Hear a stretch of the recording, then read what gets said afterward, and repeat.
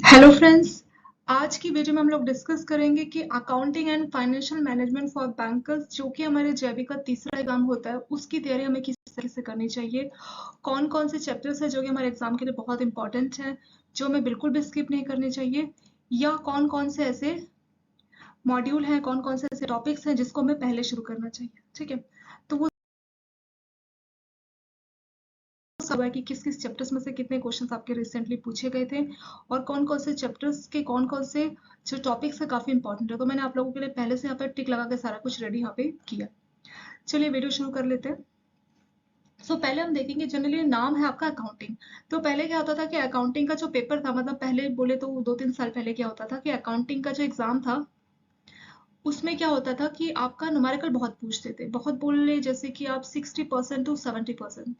तो फ्रेंड्स आप सोच लीजिए कि 60 टू 70% पहले सिर्फ न्यूमेरिकल पूछा जाता था और बाकी का 20-30% आप लोगों का थ्योरी हुआ करता था। ठीक है, ये आपका पुराना ट्रेंड था। बट अगर हम लोग रिसेंट ट्रेंड की बात करें फ्रेंड्स, तो अभी का ट्रेंड क्या है, बिल्कुल चेंज हो गया है। अभी क्या है कि जो आपकी थ्योरी पूछी जाती है वो बहुत ज्यादा है। यानी आपका जो रिसेंट ट्रेंड है वहाँ पे थ्योरी आप एक्सपेक्ट कर सकते हैं 80 टू 85% तक का थ्योरी पूछा जाता है। और आप लोगों का जो न्यूमेरिकल है वो सिर्फ और सिर्फ 15 से 10%, यानी 10 से 15% आप एज्यूम कर सकते हैं, इतना ही सिर्फ आपका न्यूमेरिकल पूछा जाता है। यानी अभी जो अकाउंटिंग का पेपर है वहां पे भी आपकी थ्योरी के क्वेश्चंस बहुत सारे पूछे जाते हैं। तो पहली बात, इस नाम को लेके आपको कंफ्यूज नहीं होना कि अकाउंटिंग है तो बहुत ज्यादा न्यूमेरिकल्स पूछते हैं। आपकी बुक में बहुत सारे न्यूमेरिकल्स दिए गए हैं बट उनमें से ज्यादा क्वेश्चंस नहीं पूछे जाते। ठीक है, तो अब हम लोग पहले मॉड्यूल से शुरुआत करेंगे कि कौन कौन से मॉड्यूल हमें सबसे पहले करने चाहिए। तो मॉड्यूल आपके इसमें 4 मॉड्यूल है, ए बी सी डी। और 2 हैंड्स की ऐप आप लोग फ्रेंड्स डाउनलोड कर सकते हैं क्योंकि सभी मॉड्यूल की चैप्टर वाइज वीडियोस आप लोग को वहां पे मिल जाएंगी और आप लोगों को चैप्टर वाइज एमसीक्यू भी मिल जाएंगे। तो आप लोग क्या कर सकते हैं कि वीडियो देख सकते हैं, वीडियो के बाद उस चैप्टर का आप एमसीक्यू दे सकते हैं। तो चैप्टर वाइज एमसीक्यू यानी कि आपको चैप्टर वाइज मॉक टेस्ट मिलेगा, प्लस आपको सभी चैप्टर्स की वीडियोस भी मिलेंगी। तो आप पहले किसी चैप्टर का वीडियो देखिए, फिर उसका आप मॉक टेस्ट दीजिए। तो चैप्टर वाइज मॉक टेस्ट से ये फायदा है कि आपने अगर कोई वीडियो देखा तो आपको खुद समझ में आएगा कि कितना मुझे वीडियो में से समझ में आया है। अगर किसी वीडियो को देखने के बाद, मॉक टेस्ट देने के बाद आपके मार्क्स कम है तो उसका मतलब वो वीडियो आप दोबारा देख सकते हैं, आपको चैप्टर अच्छे से समझ में नहीं है।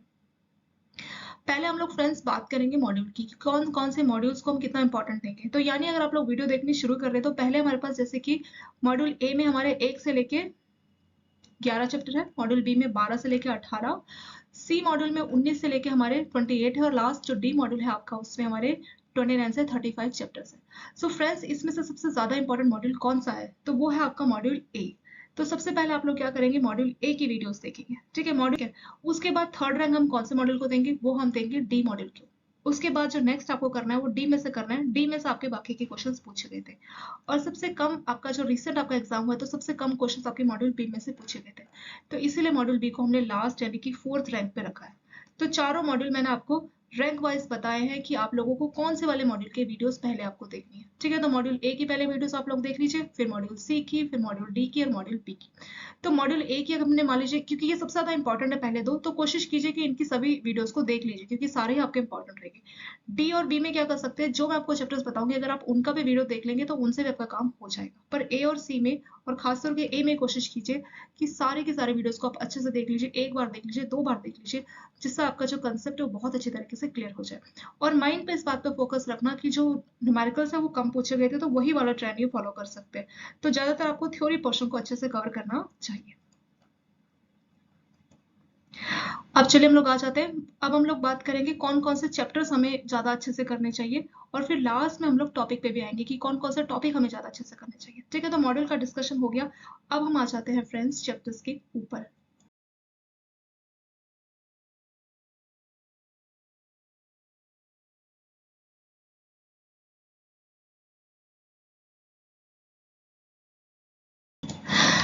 पहले आपका जो पहला वाला चैप्टर है आप देखेंगे बहुत ही बड़ा चैप्टर है, यानी इसमें आपको 60-70 पेज का ही चैप्टर मिलेगा। ठीक है, पहला चैप्टर, लेकिन इसमें आपको पूरा चैप्टर नहीं देखना। सिर्फ आप लोगों को क्या करना है कि जो चैप्टर आपका फर्स्ट है ना उसमें आपके अकाउंटिंग स्टैंडर्ड है। ठीक है, अलग अलग अकाउंटिंग स्टैंडर्ड है और 15 से लेके 20 अकाउंटिंग, जैसे अकाउंटिंग स्टैंडर्ड 1 किस लिए है, 19 किस लिए, 10 किस लिए, तो वैसे करके आपका एक टॉपिक है, उसी को आपको देखना है, उसी में से आपका लगातार 2-3 सेमेस्टर में से क्वेश्चन पूछा जा रहा है। ठीक है, तो अकाउंटिंग स्टैंडर्ड आपको याद करने, मेमोराइज करने हैं।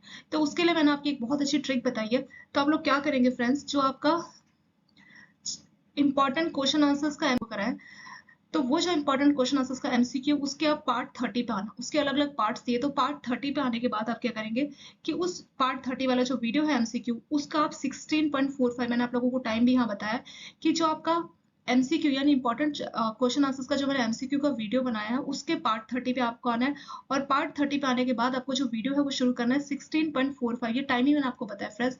वहां से मैंने आप लोगों को ट्रिक बताई है कि अकाउंटिंग स्टैंडर्ड आप लोगों को किस तरीके से याद रहेगा।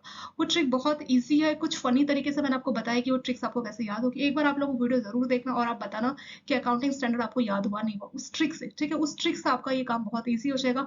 अगर आप लोग उस ट्रिक से नहीं करेंगे तो आपको मेमोराइज करने में बहुत दिक्कत होगी। आई थिंक 15 या 20 के आसपास अकाउंटिंग स्टैंडर्ड है, तो आपको मेमोराइज करने में काफी टाइम वेस्ट भी होगा और शायद आप भूल भी जाए, बट इस ट्रिक से आप करेंगे तो बिल्कुल भी नहीं भूलेंगे। तो ये आपका चैप्टर नंबर 1 में ही करना है। तो चैप्टर नंबर 1 में ये वाला जो अकाउंटिंग स्टैंडर्ड है, ये जो आपको ट्रिक्स बताइए, ज्यादा नहीं, आई थिंक 10 मिनट्स का ही वीडियो बचेगा, उसी में मैंने आपको जो है 16:45 से आगे के 10 मिनट से मैंने 10 मिनट में बहुत अच्छी ट्रिक बताई है, उसमें से आपका 2 नंबर आसानी से कवर हो जाएगा, ठीक है। तो 2 नंबर की, जैसे अकाउंटिंग स्टैंडर्ड 1 किसके लिए, या 10 किसके लिए, या 19 किसके लिए, ऐसे करके क्वेश्चन आता है चैप्टर नंबर 1 में से, ठीक है। तो यही इसमें आपको करना चाहिए। चैप्टर नंबर 2 आपका मोस्ट इंपॉर्टेंट है। इसमें आपके अलग अलग अकाउंटिंग कंसेप्ट है, जैसे money measurement concept, cost concept, तो बहुत सारे कंसेप्ट दिए फ्रेंड्स। उसका मतलब क्या होता है वही आपको वाला चैप्टर करना है। तो मॉड्यूल टी आप 2 आपका मोस्ट इंपॉर्टेंट चैप्टर है, ठीक है, मोस्ट इंपॉर्टेंट है, क्योंकि इसी चैप्टर में से आपके 6-7 नंबर के क्वेश्चंस पूछे गए थे। इसमें आपके अकाउंटिंग कंसेप्ट है, जैसे मनी मेजरमेंट क्या कंसेप्ट होता है, कॉस्ट कंसेप्ट क्या होता है, तो वो जो वीडियो आप पूरा अच्छे से देख लीजिए।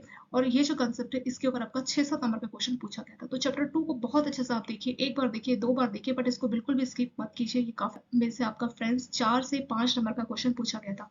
तो ये आपका काफी इंपॉर्टेंट चैप्टर है, ये आपको बिल्कुल भी स्किप नहीं करना चाहिए। Trial balance rectification of error में से भी आपका 4 से 5 नंबर का क्वेश्चन पूछा गया था। तो चैप्टर नंबर 5 भी आपका काफी इंपॉर्टेंट है। डेप्रिसिएशन क्या होता है और इसके कितने टाइप का डेप्रिसिएशन होता है, ठीक है, इसमें से आपका न्यूमेरिकल भी था और थ्योरी भी पूछा गया था। तो चैप्टर नंबर 6 आपका काफी इंपॉर्टेंट है। नेक्स्ट आता है bill of exchange. Bill of exchange क्या होता है, कितने टाइप का होता है, तो थ्योरी में ये क्वेश्चन आपका 4 नंबर तक का पूछा गया था, 3 से 4।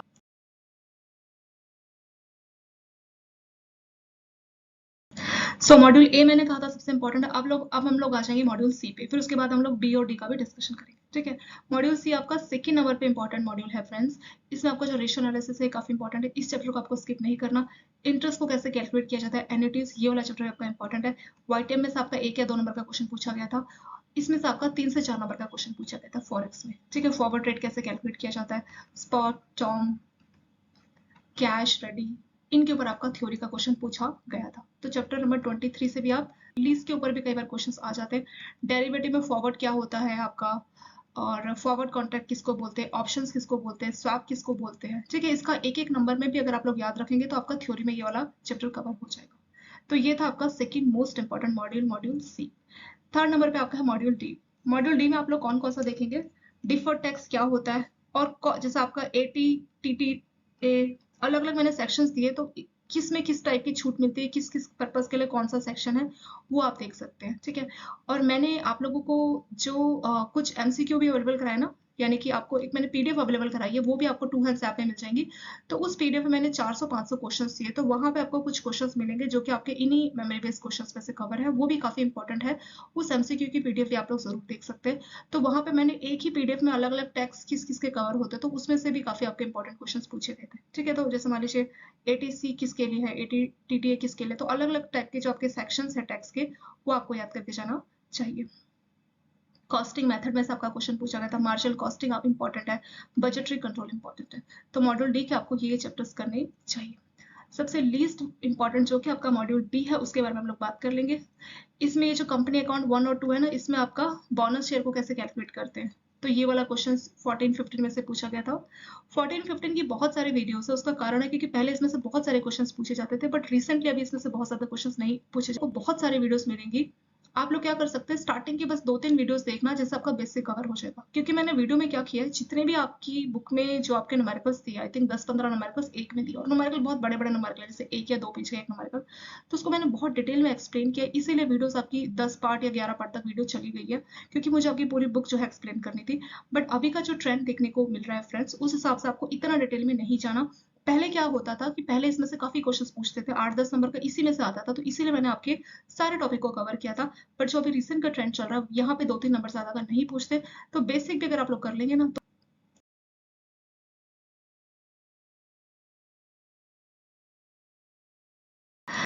चलिए फ्रेंड्स, चैप्टर वाइज डिस्कशन भी हमारा कंप्लीट हुआ। अब हम टॉपिक वाइज डिस्कशन पे आ जाते हैं। तो ये आपका मॉड्यूल ए है। मॉड्यूल ए में आपका एक तो आप लोग अकाउंटिंग जो स्टैंडर्ड है, अलग अलग अकाउंटिंग स्टैंडर्ड, जिसके लिए मैंने आपको बताया था पार्ट 30 जो वीडियो है एमसीक्यू का, यानी इंपॉर्टेंट क्वेश्चन आंसर्स का जो पार्ट 30 वीडियो है, उसी का मैंने आपको टाइम भी बताया था। उस टाइम से आपको देखना है। तो वो टाइम मैंने आप लोगों को बोला था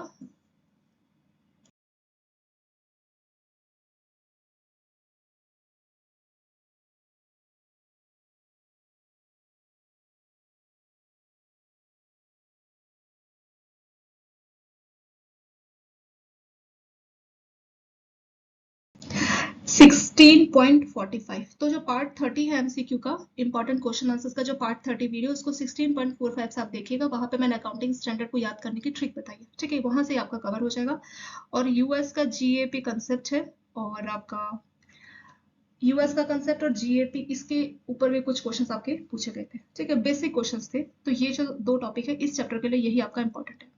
चैप्टर नंबर 2 काफी इंपॉर्टेंट है, क्योंकि यहाँ पे अलग अलग अकाउंटिंग के कंसेप्ट बताए थे, 7-8 कंसेप्ट, तो उसके ऊपर आपके क्वेश्चंस पूछते हैं। तो ये आपका मोस्ट इंपॉर्टेंट है। यहाँ पे आपके अलग अलग टाइप के आपके अकाउंटिंग कंसेप्ट है, जैसे गोइंग जैसे एक मनी मेजरमेंट कंसेप्ट होता है, cost measurement, going concern, gone concern, तो बहुत सारे वहां पे 8 से लेके 9 कंसेप्ट बताए। तो हर कंसेप्ट के ऊपर ऑलमोस्ट आपका क्वेश्चन पूछा गया था।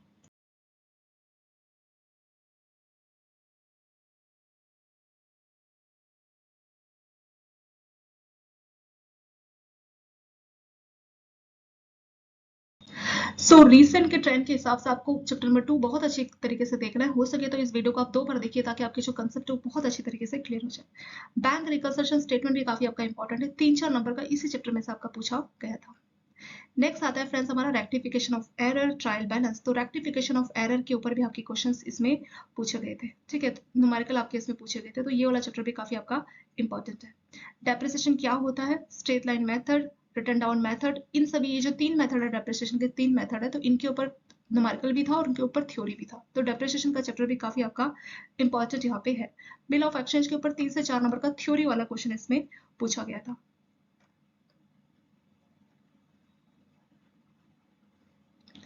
और बैक ऑफिस क्या परफॉर्म करता है, मतलब क्या वो एक्टिविटी करता है, कितने टाइप की ऑडिट होती है, ठीक है, तो ऑडिट के ऊपर भी आपका क्वेश्चन इसमें पूछा गया था। बैलेंस शीट के ऊपर क्वेश्चन था आप लोगों का। और कंपनी अकाउंट 1 आप लोग कर लीजिए, उससे आपका काम हो जाएगा। कंपनी अकाउंट 2 ज्यादा आपको नहीं करना। कंपनी अकाउंट 1 में जो मैंने आपको बेसिक बताया ना, वही आपका उससे से कवर हो जाएगा कि किस तरह से शेयर जो इशू करते हैं उसको हम किस तरह से कैलकुलेट करते हैं। इशू ऑफ शेयर के ऊपर आपका टॉपिक जो है पूछा गया था। फिर कंप्यूटराइज किस तरीके से जो है अकाउंटिंग में यूज की जाती है, इसके ऊपर आपका क्वेश्चन इसमें पूछा गया था।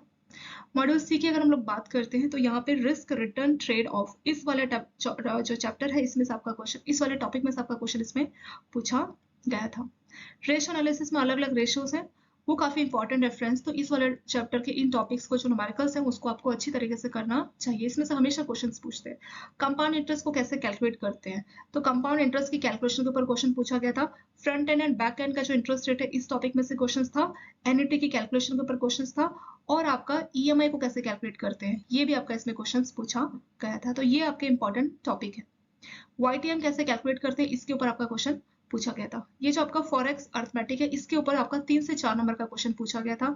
इसमें आपका फॉरवर्ड रेट को कैसे कैलकुलेट किया जाता है, ठीक है, स्पॉट क्या होता है, टर्म क्या होता है, तो इसमें थ्योरी प्लस न्यूमेरिकल मिक्स आपका पूछा गया था।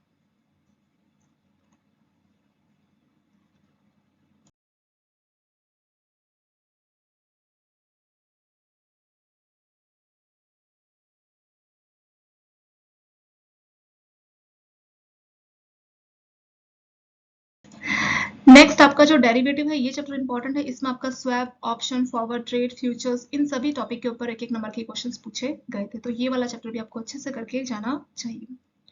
लीजिंग के ऊपर जैसे फाइनेंस लीज, ऑपरेटिंग लीज, इसके ऊपर पिछले से पिछले सेमेस्टर में आपके क्वेश्चंस पूछे गए थे। तो इस टॉपिक को भी आप थोड़ा सा देख के जाइएगा कि कौन कौन से टाइप की लीज होती है, ठीक है। टाइप्स ऑफ लीज अगर आप लोग करेंगे तो उसमें आपकी अलग अलग टाइप की लीज आएंगी, तो उतना आपके इस वाले चैप्टर के लिए सफिशिएंट इसमें रहेगा। मॉड्यूल डी में जैसे अलग अलग टैक्स क्या, ये जैसे एटीटीटीए क्या होता है, इस वाले टॉपिक में से आपका क्वेश्चन पूछा था रिसेंटली। सभी टैक्स के बारे में आपको लोगों को मालूम होना चाहिए कि ये टैक्स किस चीज के लिए इस्तेमाल किया जाता है।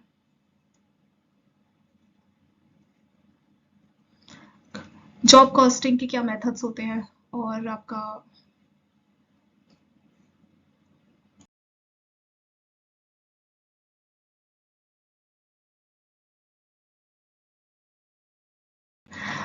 यानी कि कॉस्टिंग मेथड के जो टॉपिक है इसके ऊपर आपके क्वेश्चंस इसमें पूछे गए थे।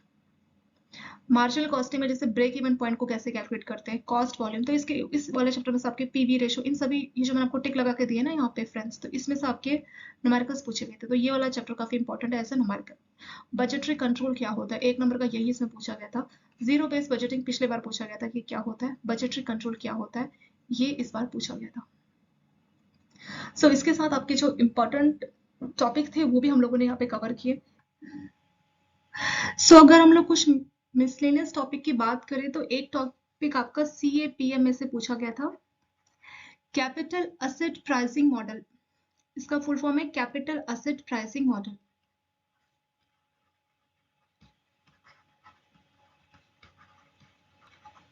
ये क्या बताता है, ये आपका रिस्क और रिटर्न के बीच का रिलेशन बताता है। रिस्क कितना है ये भी है, बैड डेब्ट क्या होता है, जो NPA उसी को बोला जाता है बैड डेब्ट।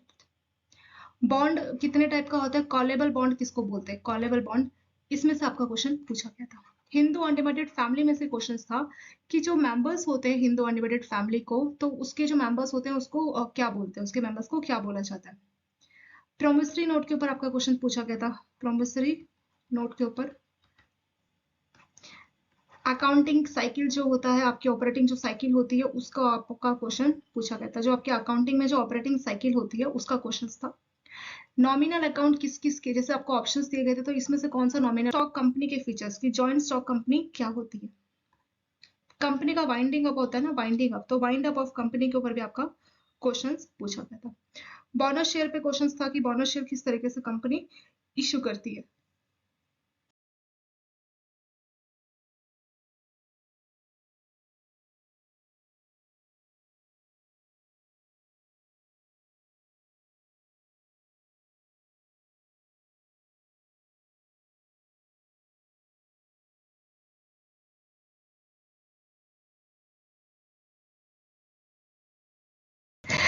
गियरिंग रेशो क्या होता है, गियरिंग रेशो के ऊपर आपका क्वेश्चन था फ्रेंड। और आपकी कंटीजेंट लायबिलिटी क्या होती है, कंटीजेंट लायबिलिटी, तो कंटीजेंट लायबिलिटी के ऊपर भी आपका क्वेश्चन पूछा गया था। अर्निंग पर शेयर किस तरीके से कैलकुलेट करते हैं, अर्निंग पर शेयर, और प्राइस बाय अर्निंग को कैसे कैलकुलेट करते हैं, तो ये कुछ आपके न्यूमेरिकल्स इसमें से आपके पूछे गए थे। डिफर्ड टैक्स क्या होता है, तो डिफर्ड टैक्स क्या होता है, इसके ऊपर भी क्वेश्चंस पूछा गया था।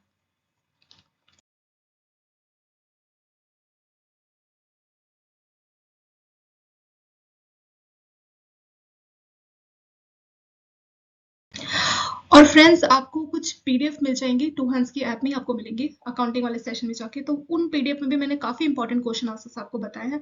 तो इसमें से काफी सारे क्वेश्चंस जो मैंने आपको बताया वो आपको पीडीएफ में मिल जाएंगे। 400+ क्वेश्चंस आपको वहाँ पीडीएफ में मिलेंगे, तो उस पीडीएफ को भी आप अवेल कर सकते हैं टू हैंड्स का ऐप डाउनलोड करके। और चैप्टर वाइज आपको एमसीक्यू भी मिलेंगे। तो चैप्टर वाइज जो एमसीक्यू आपके जो मॉक टेस्ट है चैप्टर वाइज, उसको भी आप लोग अवेल कर सकते हैं। वीडियोस आप लोगों के लिए अवेलेबल ऑलरेडी है। और आपके जो इंपॉर्टेंट क्वेश्चन आंसर्स है उसकी वीडियोस आपको, यानी एमसीक्यू जो इंपॉर्टेंट क्वेश्चन आंसर्स की वीडियो भी आपको मिल जाएंगी। तो इसमें से मैंने आपको काफी क्वेश्चंस बताए, वो आपको चैप्टर वाइज एमसीक्यू में भी मिलेंगे। तो ये 4 इंपॉर्टेंट चीजें आपको मिलेंगी, 400+ की क्वेश्चंस की पीडीएफ, मॉक टेस्ट, सभी चैप्टर्स की वीडियोस, और इंपॉर्टेंट क्वेश्चन आंसर्स के एमसीक्यू। तो ये 4 इंपॉर्टेंट चीजें आप अवेल कर सकते हैं। और जो मैंने आपको स्ट्रेटेजी बताई है, इस स्ट्रेटेजी के हिसाब से आप अपने एग्जाम की तैयारी कर सकते हैं। और अकाउंटिंग को दिमाग में आपको इस बात को याद रखना है, दिमाग में इस इसको फोकस रखना है कि ज्यादा न्यूमेरिकल्स नहीं पूछे जा रहे। अभी का जो ट्रेंड है उसमें ज्यादा न्यूमेरिकल्स नहीं पूछे जा रहे, तो थ्योरी पोर्शन को आपको अच्छे से कवर करना चाहिए। आपकी बुक में बहुत सारा न्यूमेरिकल्स है, बट इन्होंने छाट छाट के आपके थ्योरी में से क्वेश्चंस बनाए हैं। तो ज्यादा थ्योरी में से क्वेश्चंस तो नहीं बन पाए, तो इन्होंने जो जो थ्योरी कहते तो ऑलमोस्ट सभी चीजों को इन्होंने कवर किया। तो इसीलिए मैंने आपको जो जो चीजें बताई है, जैसे चैप्टर नंबर 2 हो गया, ठीक है, तो जो जो मैंने आपको चैप्टर्स बताए हैं वहां से आपको थ्योरी को बहुत अच्छी तरीके से कवर करने चाहिए। Okay friends, thank you so much for watching this video.